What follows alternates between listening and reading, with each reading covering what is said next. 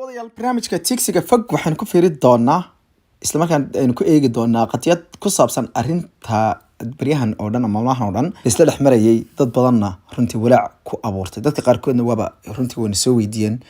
arin ku saabsan markaasi gantaal la yidhi wuxuu kusoo dhacayaa dhulka oo wuxuu kasoo dhacayaa cirka waxaana uu kasoo fakaday dalka Shiina marka u horeysa dabashana qiimaha badan dadka Soomaaliyeed oo baryahan inta badan aad ugu xirmaya dunida haday yihiin qaar kamid ah wariyaasha Soomaalida haday yihiin dadka shacabka caadiga aan u fakarno waa wiilal iyo hablo kuweena oo kala 9 bilood aan ku dhalanay ku dhashay dadka sameynaya yaani waxyaalahaas orbitka ka imaanaya maaragtay kor markaasi samada fog u diraya qalabka teknolojiyadda noocaas gaaraya horumarada kala duwan diyaaradaha suubinaya maraakiibta dagaalka kuwa badda hoosteeda mara ee qoosay gujiska la yiraahdo siqiyaasha kuwa diyaaradaha tuurta ku ritaa ee geeska gees adduunka xamaala diyaaradaha dagaalka daqiiqadaha gudahood ku burburiyo waxay doonaan gantaalaha kala duwan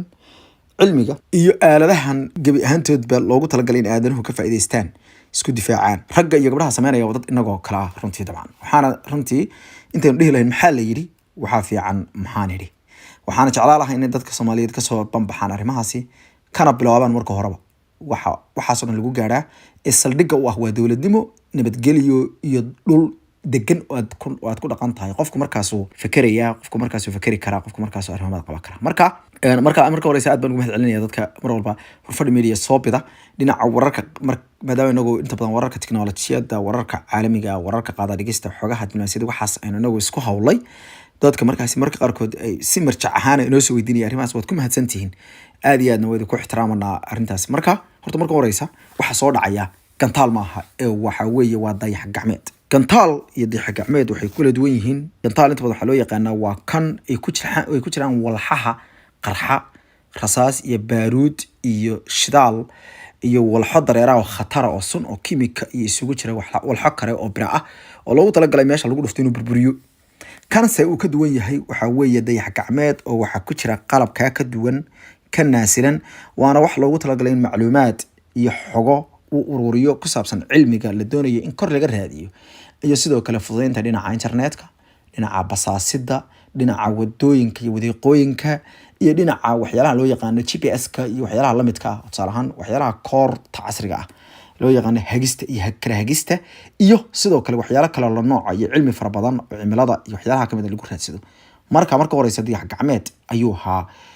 ma ahayn marka dayax gacmeed waxa loogu bixiyay waa wax loogu talagalay inuu sida dayax oo kale u socdo ismaamulo marka qaarkood dad la saaro marka qaarkood aan la saarin marba waa si noocba waa nooc marka waxa soo dhacaya marka horeysa waa dayax gacmeed haddaba sida arinta loo bumbuninayo loo sheegayo gabahaanba ma jirto waxaana mar walba wanaagsan in marka aad wararka noocaas oo kale ay ku fadhiyaan xaqiiq cilmi iyo xogo la soo ururiyay waxaana jira dad ka faalooda oo arrimahaas ku taqaqusay aynu fiirino marka horeysa Shiinu wuxuu sheegay in uu dhumiyay xakamaynta maamulka baa kelmadda af Soomaaliga ugu saxsan wata maamulka dayax gacmeedkaas oo dhulka ku soo socday kaasoo loogu talagalay in meelo la fadhiisiyo gaar marka uu soo degayo laakiin waa iska caadi dayax gacmeedada noocan oo kale ay qashinka ku jiro inay marka la soo dejinayo inay qaar ka dhumaan markii ugu horeysay dhacdana ma waana dhacdo iska caadi ah in badan dhacda xataa sanadkii hore sidan oo kale ayay u dhacday hadaba aynu fiirino marka horeysa khatar ma ku jirtaa khatar weyn oo la sheego oo laga qayliyo kuma jirto gabi ahaanba meel uu kusoo dhacayo burburinaya ama gubayana ma jirto sida helaado ay tahay sida uu sheegayo xeeleraha la yiraahdo Jonathan McDowell oo CNN TV-ga CNN la hadlaystay markaana shahaadada sare ee cilmiga sare ku sameeyay qaada dhigista iyo xogaha dhinaca cilmiga noocan oo kale wuxuu leeyahay tani waa iska caadi dhowr jeer ayana dhacday oo markaasi waa maado iska dabiici ah xusaale u soo qaatay kii ugu dameeyay oo isagu inta uu dul maray si caadi waliba kan waa khafiif laakiin kaas uu cusla 20 tan baa lagu qiyaasayay intuu dul maray magaalada Los Angeles ee dalka Mareykanka isla markaana iska sii gudbay xeebta wuxuu magaalada aan dhaho weyn xarunta la yiraahdo Central Park ee magaalada New York City ayuu wuxuu fadhiistay badda Atlantic ayuu dhexdeeda fadhiistay cidna wuxuu ma yeelin waxyaalaha ku jiraan oo loogu talagalay waana loo diyaar garoobay in waxaan haduu soo dhaco bilaadan ka soo fakado uu kala daato waxaana uu ku sii kala daataa intuusan inaga soo gaarin kadibna hawada ayuu ku sii baabaa isagoo markaasi sida buska ah oo kale ayuu hawada kala raacaa waayo meesha uu jooga marka hore meel aad u foga hase yeeshee haddii uu soo dhaco ma geysanayaa kii ugu cuslaa dabayshana qiimaha la yaan idin khaldin kii 20 tan ahaa wuxuu ahaa kii 1991 inoo socdo Shiinaha uu lahaa laakiin kan kale ee ku dhacay badda Atlantic aan idin sheegay khafiif sidoo kale ayuu ahaa waxa la wuxuu geystana ma uusan jirin oo haba yaraatay wax dhibaato mugeysan laakiin 1990 ayaa sidoo kale mid 20 tan oo sidoo kale uu Shiinaha uga fakaday ama ay u lumiyeen baa la oran karaa ka fakaday lama dhihi karo waxay lumiyeen controlkii ama maamulistii kadibna 1991 ayuu asagoo googo'san oo markaasi qaramaya u soo daatay sidoo kale waxa dhowr jeer arintaas ay dhacday sanadii 1979 markaasi rocketkii loo yaqaanay isagana Skylab ee shirkadda Mareykanka ee caanka ah NASA ay maamuleysay iyo sidoo kale 1975 oo midowga Soviet dayax-gacmeedkoodii loo jiray Salyut isagana uu markaasi uu soo dhacay ama Salyut 7 loo jiray 1991 ayaa sidoo kale isaguna waxa dhacay mid kale halka 2003 sidoo kale kii loo jiray Columbia 2003 ayaa isagana shirkadda NASA ay ka dhumisay inay maamusho dhamaantood dhulka ayay ku soo noqdeen wax dhibaato ah oo mid deegaan iyo mid markaas ay geysteen ma jirin inta badan sida uu sheegayo Mick Dowell oo xildheere ah wuxuu yiri arintan waxaysan u dhicin ana idin sheegay waxaysan u dhicin buu marka hawada sare waxa jira buu qaab loogu talagalay hadii la lumiyo maamulka gantaalka noocaas dayax-gacmeedka inta uu soo socdo oo uu aysan qalabkii isku haynayay ee gudaha laga maamulayay maadaama uu controlkii ka farabaxsaday wuxuu isbalaqayaa ayuu kadibna wuxuu u daadanayaa waxa ku jira culayska waxaan ugu muhiimsan waxa weeye inuu culayskaas dhulka soo wada gaarin oo hadii magaalo ama meel ku soo dhaco ama dhisme uusan burburgeysan saadaradeed waa automatic uu furfuraya kadibna qashinka oo dhan iyo waxa ku jira uu ku jirta ugu jira oo dhan waxa la culayska keenayo dhan buu qubaya oo banaanka ku daadinaya wuxuu yiri ma jiro heshiis caalami ah oo ilaalinta dayax-gacmeedada sidan oo kale ah sida hubka nuclear-ka oo kale heshiis caalami ah ayaa jira waxa loo yaqaano proliferation treaty oo kale يعني wax la yiraahdo kala jira wuxuu yiri kaasoo kale ma jiro laakiin dal walba wuxuu qaatay wuri mas'uuliyadiisa kadib wuxuu sameeyay wuri qaab sahlaya hadii arintu ay faraha ka baxdo in uusan dhulka iyo koomkan ay ku noolahay uusan waxba yeelin wax kasta oo markaas dayax-gacmeeda ama gantaal hawada loo diray ah oo markaas soo noqda oo dhulka soo hoobta hadaba goorma soo dhacaya ama goorma la filaya inuu dhulka yimaado waa toddobaadkan dabayaqadiisa maalmaha sabtida iyo axadda ayaa la helaadinaya inuu soo dhaco ama uu soo gaaro qubanihiisu ama waxyaalaha ka harsan inay dhulka ku soo daataan oo ay soo dhacaan waxa marmarka qaar kood la isweydiiyaa markaasi inta loogu talagalay inay soo daadato boqolkiiba waa imisa waxa dadka qaar kood ay aaminsan yihiin xilliyaasha sheegayaan culays in leeg 720 culayska basaska oo kala ah basaska baabuurta caruurta lagu qaaday dhaadheer iskuulada 720 xajmigood ayaa markaasi qubanaysa oo dhulka waa la soo gaareynin saadaradeed isagoo khafiifa ayuu soo daada doonaa sida ay sheegayaan xilliyaasha hadaba sanadahan ama kontonkii sanadood ugu dambeeyay arrintan way sii socotay 1967 sidaas oo kale ayaa waxaa jiray isagana in ay arrin ku saabsan qadiyadkan oo kale laga wada hadlay oo la yiri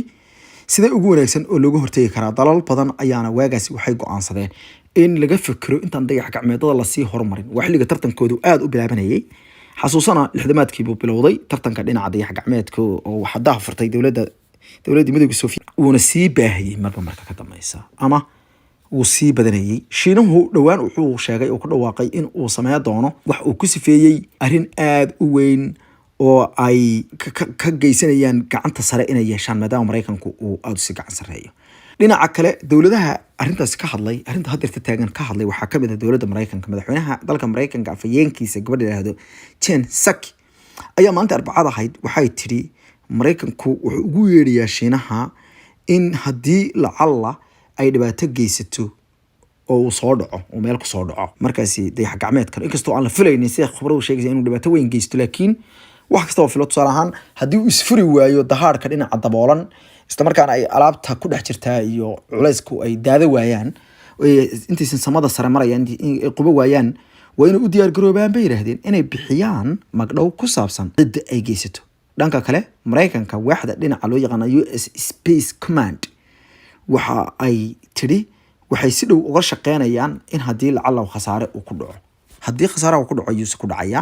halkeesa ka dhici doona waa arrin aan la og haddaba dayax gacmeedkan waxaa la yidhahdaa 5B soo dhacaya waxayna tafaasiil ka bixisay dowladda Mareykanku in ay wax ka og tahay meesha uu marayo tafaasiil dheeraad ah bay tiri iyadoo bixinaysa aan hoosta ka xariiq bay tiri waanu indhaynaa isla markaana waa la soconaa bay tiri dhaqdhaqaaqaas sidaas waxay markaasi u muuqataa in ay qalabka ay haystaan Mareykanku ay u saamaxayso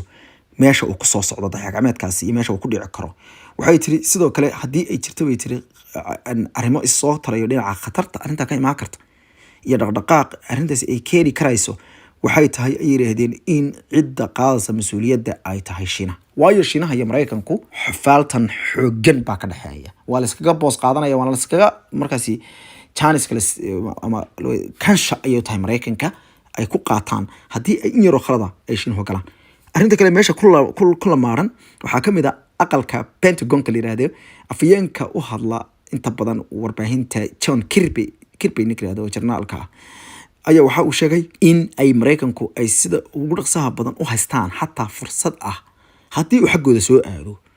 in ay burburiyaan gantaalka haddii isagoo isku xiran bay yiraahdeen uu xagga Mareykanka soo aado isla markaan la arko inuu khatar Mareykanka ku noqon doono Mareykanku diyaaradaha dagaalka si B-52 oo kale ayay ku kicinayaan isla markaana waxay ku dhufanaysaa gantaalo waxayna gantaaladaasi noqonayaan gantaalo loo yaqaan cir waa gantaalo loogu talagalay ilaa ay waxa cirka jooga markaas ama gantaalka kale lagu dhufanayo cirka ku dadiiqijiyaan inaysan hoos ku soo noqon waayo haday iyagu hoos ku soo noqdaan ra'yiga saxda wuxuu oranayaa waa looga sii daray gantaalo wada socda hoos ku soo daadanaya laakiin cirka laga ridayo cirku sii aadaya isla markaana wuxuu baabiinayo cirku ku baabiinaya hawada ayuu ku daqiijinaya arrimahaas oo dhan waa waxyaalo noocaas laakiin Mr. McDowell wuxuu yiri loo baahna waxaas oo dhan wuxuu yiri ma jirto ayuu yiri wax khasaare weyn oo hadeerta soo socda ama haddii uu jiro buu yaryahay sida daraadeed wuxuu yiri arrinta waa siyaasad ama waa la siyaasadeynaya marmarka qaarkoodna waxay iska tahay ayuu yiri waxyaalo mar walba dhaca oo wax loo baaweeyo meesha ma taalo laakiin waa la kala fursad qaadanaya daawashana qiimaha badan arrinta dayax gacmeedkana intaasan ku deynaya amaanal